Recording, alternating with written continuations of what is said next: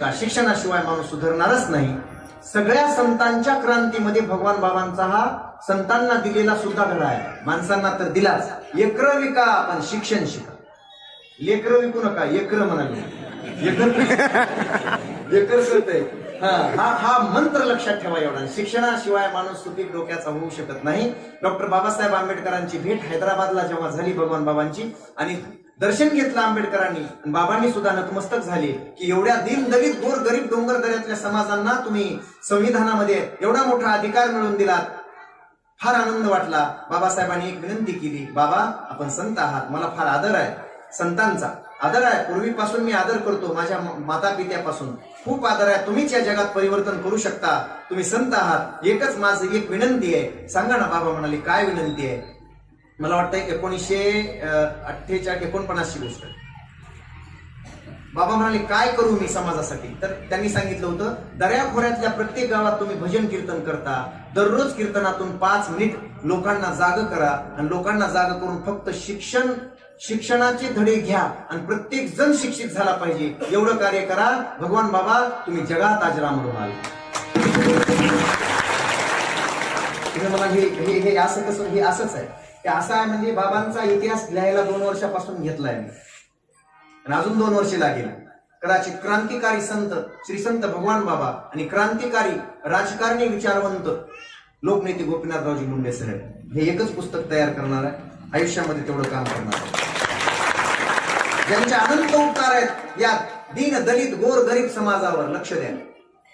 म्हणून ते कार्य आपल्या हातून करून घ्यावं, तुमचा आशीर्वाद मिळावा सगळ्यांचा, एवढी अपेक्षा व्यक्त करतो. संप्राप्त सेवेसाठी निवडलेला, गायला गेलेला अभंग जगद्गुरु जगदवंदनीय वारकरी संप्रदायाच्या कलस्थानी विराजमान असणाऱ्या माझ्या श्री संत तुकोबारायांचा, जगद्गुरूंचा असून या अभंग अतिशय उच्च कोटीतला आहे. या अभंगाचं, एका अभंगाचं चिंतन ऐकून स्वराज्य निर्माण करणारा जगातला एकमेव आदर्श राजा छत्रपती शिवराय तुकोबारायांच्या मागे मागे सिंहासन सोडून देऊन तुकोबारायांच्या मागे फिरत होते 3 दिवस. अध्यात्माची एवढी ओढ लावली ज्या तुकोबारायांच्या अभंगाने छत्रपती शिवाजी महाराजांना. ते म्हणाले की आता नको वाटते मला सिंहासन, पण जगद्गुरूंनी पुन्हा सांगितलं तुकोबारायांनी की तोच तुमचा परमार्थ आहे, रयतेचं हित रयतेचं कल्याण हाच परमार्थ आहे. एक एक अभंग एवढा उच्च कोटीचा आहे, एका एका अभंगावर 10 प्राध्यापकांनी PhD करावी इतकं सामर्थ्य एका अभंगाचं आहे तुकोबारायांच्या. ती अक्षरे नव्हती देका ब्रह्म साम्राज्य दीपिका असं म्हटलं जातंय. आणि तुकोबाराय तर म्हणतात की माझ्या मुखातला प्रत्येक अक्षर, प्रत्येक शब्द, प्रत्येक अक्षर, काना, मात्रा, उकार, वेलांटी सुद्धा जगाचं कल्याण करून जाईल, कारण मी माझ्या मनानं बोलत नाही, पांडुरंग परमात्माच मला बोलवेतो, त्याचे शब्द येते. म्हणून 5वा वेद आहे. 4 वेद वाचायची गरजच नाही आम्हाला, वाचता येतही नाही आणि वाचायची गरजही नाही. फक्त तुकोबारायांची गाथा आपण जर समोर ठेवली तर 5ही वेदाचं चिंतन आपल्याला होऊ शकतं. इतका गोड अभंग श्री संत तुकाराम महाराजांच्या गाथेतील असून या अभंग मागणी पर प्रकरणातील आहे. कीर्तन फक्त 1 तास 10 मिनिट राहील आपल्याला, ते 1 तास 5 मिनिट, पण 10 तासाचं द्यायचे. ना जाणे कोणसी रात आखरी हो. दररोज हजारो किलोमीटर प्रवास करावा लागतो. गुरुजी 3दा वाचलोय, 3 गाड्या गेल्यात. ना जाने कौन सी रात आखरी होगी, ना जाने कौन सी बात आखरी होगी, मिलजुल कर परमार्थ करते रहो मेरे सज्जनों, ना जाने कौन सी मुलाकात आखरी होगी. क्या पता, क्या मालूम, सांगता येत नाही. ऐका, मग 1 तासात जे देणार आहे परिवर्तन करणारं देणार आहे.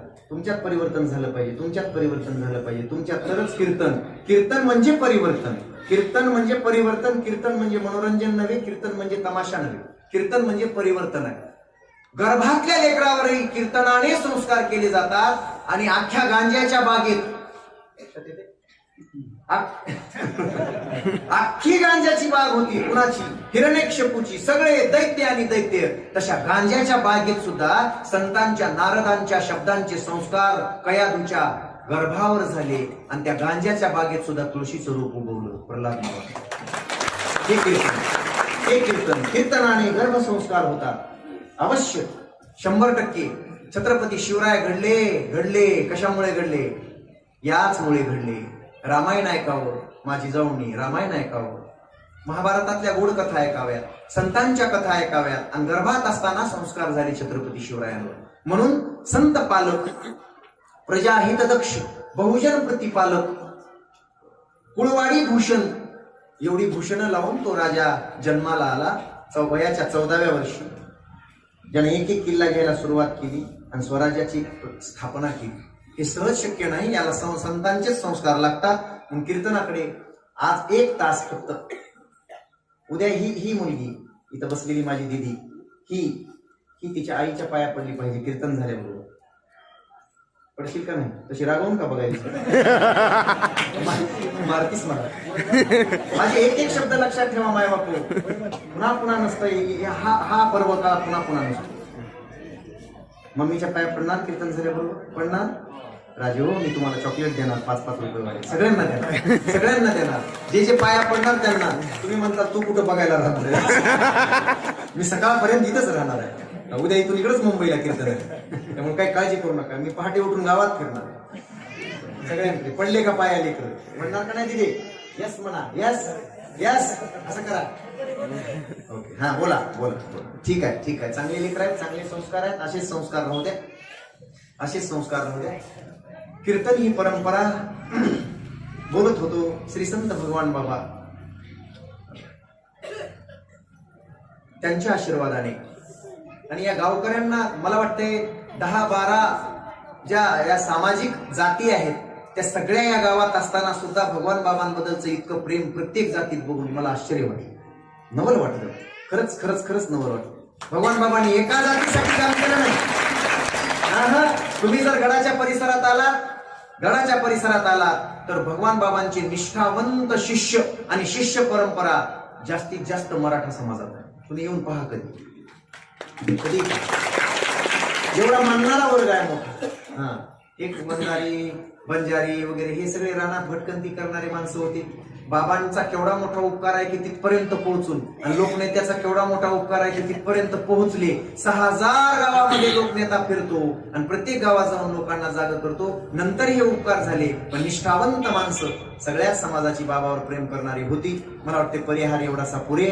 संप्राप्त अभंग मागणीचा आहे. आता काय आहे, सगळे 20चीच मॅच बरे वाटायला. वेळ कमी आहे कीर्तनाला. 1 तास पहिला सगळा असाच जातो, 1 तास राहतो. असू द्या, 1 तास उरला